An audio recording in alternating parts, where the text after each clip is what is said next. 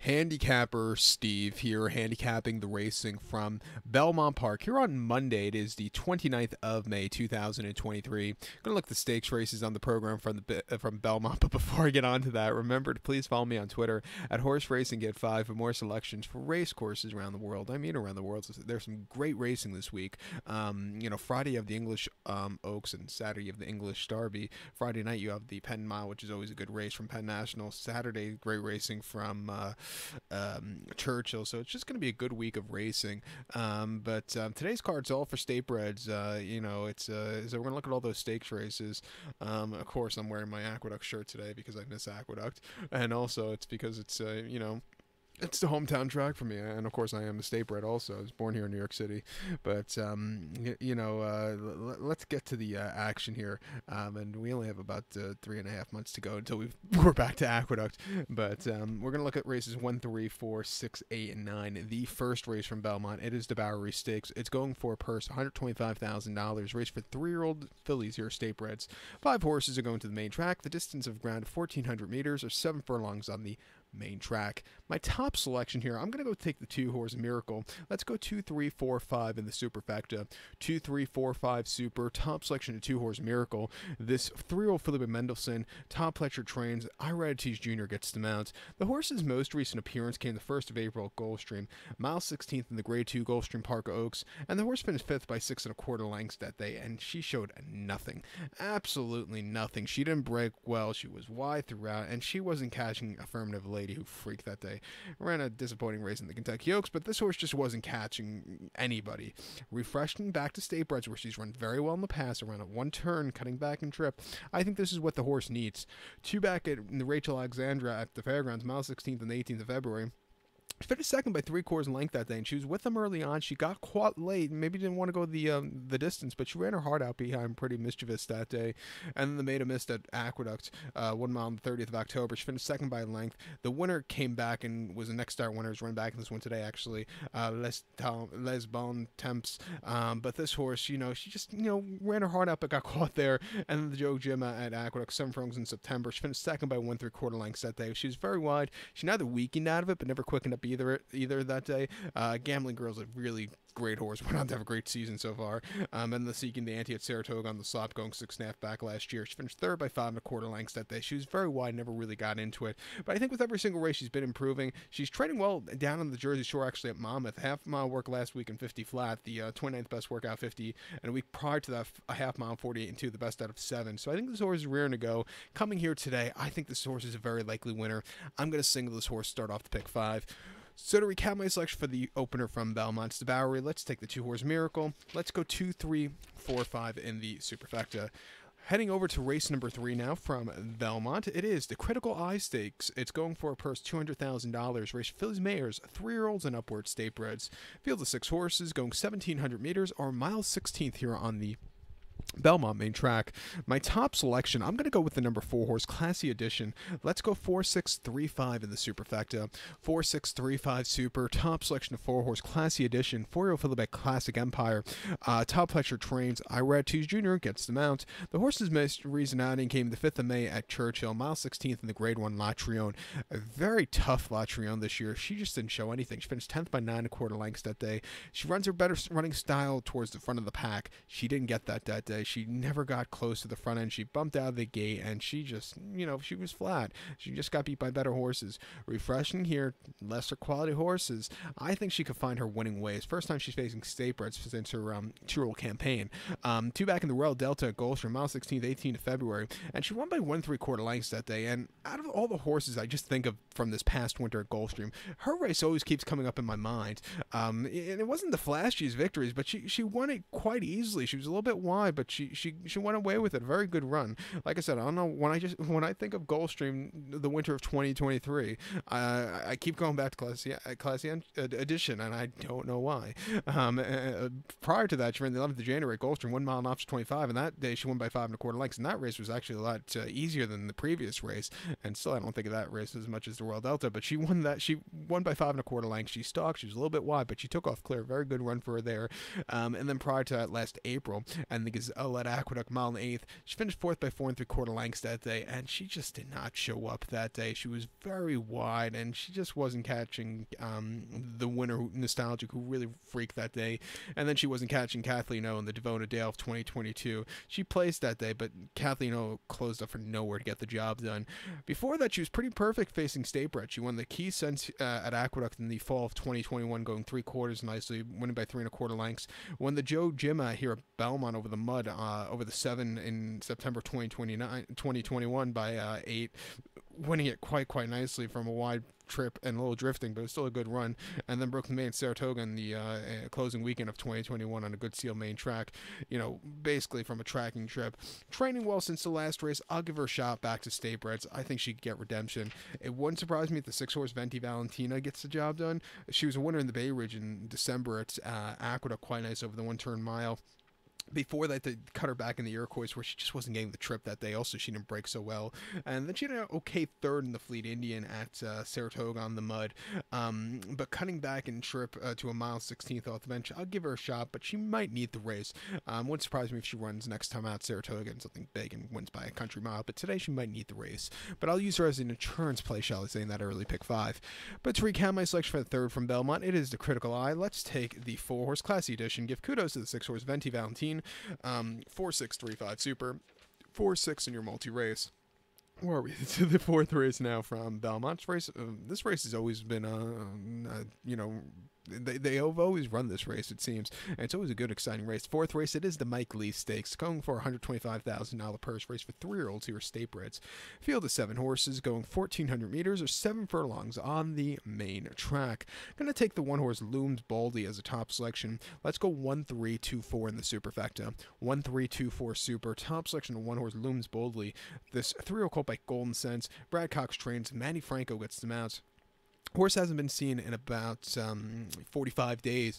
That came at Aqueduct. 6 furlongs, an optional 6-2 claimer. Facing Open Company, he won by a length that day, and he basically won on the front end. Very easy front end victory. Not the fastest buyer, come back at 67, but he got the job done. Getting the extra furlong shouldn't be a problem. I think he has enough speed to hold off the other runners and get away with it today. Back in mid-March at Aqueduct, 6 furlongs in Damon Runyon. The horse won by a half a length that day, and he was dueling on the front end, some good fractions. He quickened up and he went away with it. A career best 75 buyer. That was a good gritty performance there. And then mid-February at Aqueduct, 6 furlongs off the bench, an optional 50 for Statebreds. He finished third by 6 1/4 lengths. He never got to the front end that day. He didn't get out of the gate. He got out of the gate okay, but he still needed something that day. Might have needed the race. It was his first race since 12th of November. That came at Aqueduct, 6 furlongs in the main special weight. Winning by 1.5 that day. He basically won on the front end. A very good race. Come back with 70 buyer. He's trading well on the train track at Belmont. A longer trip. I'll give him a shot here. The 3-horse Makers Candy for Jose Ortiz wouldn't surprise me if he gets the job done. Most recently ran the Jeff Ruby Stakes at Turfway over the mile and eighth on the Tapeta, where he finished 5th by 12 lengths that day, and he just, he moved a little bit late, but it wasn't anything to call home about. First started around 2 turns, might need the race for the experience. I do think he really benefits cutting back in trip. Coming back to 7 furlongs to Belmont, I think, he should really get a good trip, but he's going to have to keep a straight course, because he didn't keep a straight course the last time he ran a 1-turn race. That came at Aqueduct, 1 mile in the Gander in late February, where he won by 1.5 lengths that day, but because he came out in the stretch, they had to displace him and disqualify him and place him second. What can you do? It was the right choice, but, he has to keep the straight course there. Then at the end of January at Aqueduct, 1 mile in the main special weight for Statebreds, winning by 6 3/4. He was a little bit wide that day, but he took off clear. A very good wide victory for him. And then New Year's Eve, he ran 7 furlongs in main special weight, where he finished 4th by 5 1/4 lengths that day. And, you have to go off the Racing Form comment section where it says 3 to 4 wide at the quarter, kept on fog. And the reason I just read that to you, because if you watch the replay, it's very, I don't even see him in the race, tell you the truth. So I have to trust the race for him. Came back with 61 buyer, which is a little sus there. But, other than, if you just take that out and if go from the main victory, he's really become a decent horse. Like I said, I think a cutback and trip should suit him well. I'll give him a shot on the ticket here in that pick 5. But to recap my selection for the 4th from Belmont, it's the Mike Lee. Let's take the 1-horse Looms Boldly. Give kudos to the 3-horse Makers Candy. 1-3-2-4 super. Let's go 1-3 in the multi-race. Heading over to race number 6 now from Belmont, the beginning of the late pick 5 here. The 6th race, it is the Mount Vernon Stakes, going for $125,000 purse. Race for Phillies mares, 4-year-olds and upward, state breds again. Field of 8 horses going to the Widener Turf Course, 1,600 meters. The trip, or the mile trip on that Widener Turf Course, going to take the 4-horse Finest Work. Let's go 4, 6, 7, 5 in the superfecta. 4, 6, 7, 5 super. Top selection of 4-horse Finest Work. This 5-year-old mare by Outwork. George Weaver trains. Joel Rosario gets the mount. The horse ran against Open Company in the Grade 3 Bouwerie at Belmont, mile 16th on the 7th of May. And he finished 7th by 17 lengths that day and just had nothing. Absolutely nothing. They might have walked a little bit that day. It was a little faster than your average New York race, but it's still quite slow considered to races around the other countries, other parts of the country. This horse just needed the race there. Not against tougher horses also. You'll see those horses in a few weeks' time in the Belmont Stakes Festival weekend. This horse just wasn't facing him well. Back to state breds, lesser quality horses should see a good pace to close up with, and I think the horse got the job done and run a lot better than she did the last time out. 2 back in the Forever Together at Aqueduct, mile 16th out, turf course, 20th of November. She finished 4th by 5 1/4 lengths that day. She was a little bit wide, and she never quickened up, but she never weakened out either. She just kind of plodded along. She needs something more there. And then at Aqueduct in late October, mile 16th in Ticonderoga, she finished 2nd by a head that day. She stalked, she got the lead, she got caught late, but she didn't go down without a fight. Runaway Rumor caught her late, but this horse ran her heart out that day from a horse closing up in the parking lot. And then the Joe Hedinger at Aqueduct, mile 8th in September, she won by a half a length that day, and she came from a stupidly wide trip. She circled the field. She got the job done, a very good performance for her there. And then a Monmouth, mile 16th in the Lowndes race, winning by 2 1/4 lengths that day. She was a little bit wide, but she took off clear. A very good race. She likes Belmont. She's 4 for 2 on this course. She won twice here last spring, both over the 7/8 trip on this Widener turf course. Really, running quite nicely. Should see a strong pace to close up with. It wouldn't surprise me if she gets the job done and wins quite easily. I think your second likeliest winner in this spot's a 6-horse Sonora for Barkley Tag and Javier Castellano. Most recently at Aqueduct in late April, mile 16th inner and optional 45 for state breds. The horse won by a length that day, and they walked on the front end. 114 3/4. You're going to win off those fractions, and he did just that. Coming home with an 80 buyer. I thought it was a very good race first start up north. The Barkley Tag horses were really running well first off the bench coming up north. Second off, they haven't been running as, they've been running, but they haven't been winning. That's something I want to get out there. Late March was the horse's first start in just over a year at Gulfstream. Mile 16th P and Ops 35. Winning by a half that day. She basically won on the front end. Another very easy race. Won 15 3/4, and she still, walked a very good race for her there. And then in March of 2022 at a Gulfstream, mile 70 off turf in the main special weight, winning by 2 from a tracking trip. She won quite nicely. Her last 2 races she got to walk. She probably won't get to walk here today, but I think she has enough stamina to win here. I'll give her a shot at 5 to 1, but I think Finest Work is the most likeliest winner of the 2. But to recap my selection for the 6 from Belmont, it is the Mount Vernon. Let's take the 4-horse Finest Work. Give kudos to the 6-horse Sonora. 4, 6, 7, 5 super, 4, 6 in your multi-race. To the 8th event now from Belmont. It is, I keep wanting to say Aqueduct, but the 8th race from Belmont, it is the Kingston Stakes, going for a purse of $125,000, race for 4-year-olds and upward state breds here. We have a field of 9 horses going the 1,700 meters, or mile 16th, here on the inner turf course in the Kingston. Before going any further, there's a funny story from my childhood. This has to be like 20, when I was a really small kid. We went on vacation near Kingston. I think it could have even been Memorial Day weekend, because we used to go always away Memorial Day weekend, and my mom took the wrong suitcase for me and my dad. She packed all of my sister and my mom's stuff were together in one suitcase. Me and my dad's was in a separate suitcase. Funny thing is, my mom forgot me and my dad's suitcase. She took the wrong one. She took a suitcase full of suitcases in the car and noticed it when we got up to wherever we were going. And I think we went to Woodstock for the weekend. And of course, we had to run to the town of Kingston, to all the big malls up there, and buy a whole new wardrobe for that weekend. So every time I see this race, it just reminds me of the ultimate screw up my mom made about 20 years ago. Note to self: yourself. Always check your suitcases before you go on vacation. I know, fool me once, you know. But my top selection here in the Kingston, I'm going to go with the number 4 horse here, to go Dakota Gold. 4263 for me in the superfecta. 4263 super. Top selection of 4 horse Dakota Gold. 4-year-old colt by Frood. Danny Gargan trains. Ira Cheese Jr. gets the mount. The horse's most recent outing game, the 4th of May, or excuse me, 4th of March at Gulfstream.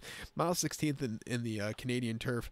And the horse finished 4th by 2 lengths that day, and he was just wide and needed the race. You know, off the bench, a little tougher horses. You know, he just was a little bit flat that day, but he also got beat by decent horses. Emmanuel won. Steady on finished second, a decent horse. So, you know, give him a little bit of a break there. He's getting some class relief back to state breds today, I think. 2 back in the Tropical Park of Oaks at Gulfstream, mile 16th on the Tapeta. He finished 3rd by neck that day, and he was a little bit wide, but he was gaining that day. The winner was much the best, but he ran his heart out there. And then the Geoponte at Aqueduct, mile 16th on the outer, 19th of November. He finished 4th by 2 lengths that day. Had a very bad beginning that day where he got bumped out of it. Was stupidly wide throughout, and I think that cost him the race there. And then the New York Stallions at Saratoga, a mile on the inner turf course. He won by a length that day. He looked like he was gonna, you know, get caught late, but he had enough left in the tank to grind it out. I thought it was a good performance. And then the Rick Violet at Saratoga, mile 16th on the inner. He finished 2nd by a head that day. You know, he was closing up a little bit late, but the winner just outgamed in there. And then last November in the New York Stallions, last June over the New York Stallions here at Belmont on the Widener, he won by 3/4 length. And from a tracking trip, he won quite nicely. He has some hidden form, especially as a 2-year-old that could definitely win this race. He's training well on the Oklahoma track at Saratoga. He could definitely win this race. The 2-horse Rinaldi, it wouldn't surprise me if this horse steals it on the front end. He is getting up there in age, but he has some hidden form definitely to win. Most recently, first off the long bench at Aqueduct last fall in the Mohawk, he finished 4th by 2 3/4 lengths that day, and he set the pace. He got caught late, but he ran his heart out that day. Prior to that, in the Dangerous Hour in April 2022 at Aqueduct, over the mile, he finished 7 by 20 lengths that day. Something must have won a miss because you didn't see the horse for 6 months after that. You know, put an X through that race.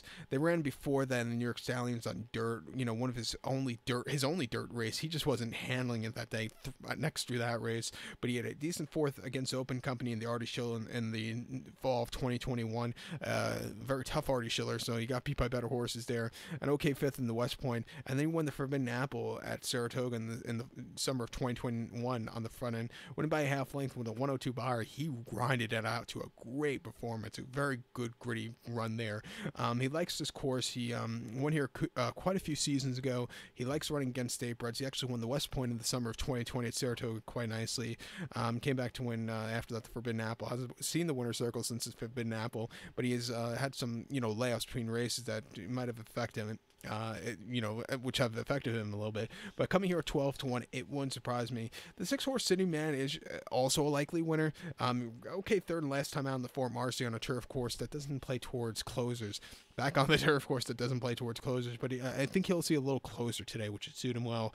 Over Ben the Pegasus where he didn't show up, but he had a great ride in the Fort Lauderdale to win that day on Christmas Eve, on New Year's Eve. Big question is, this is not his favorite turf course. He's 6-0 on it. Will start number 7 make him another victor? We'll have to wait and see. But to recap my selection now for the 8th from Belmont, it is the Kingston. I'm going to go with the number 4 horse here, Dakota Gold. Give kudos to the 2-horse Rinaldi and the 6-horse City Man. 4263 Super, 426 in your multi-race. To the 9th race now, the featured race of the afternoon, I think. It is the Commentator Stakes. It's going for a purse, $200,000. Race for 3-year-olds, then upward state breds here.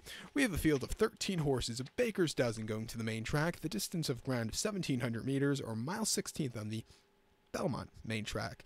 Before I go any further, Commentator was, in my childhood, it was always one of those horses that I thought was just always around. Every year he was always running these good races.